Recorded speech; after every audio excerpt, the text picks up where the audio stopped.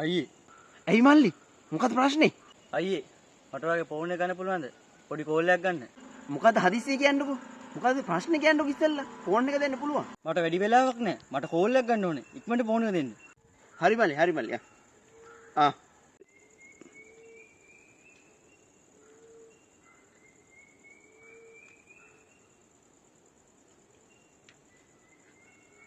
අම්මා අද මං එන්න රෑවේ.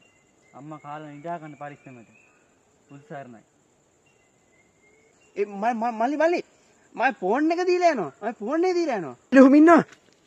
ඒ මල්ලි කොහෙද යන්නේ මල්ලි? දීලා යනවා. ඒ මල්ලි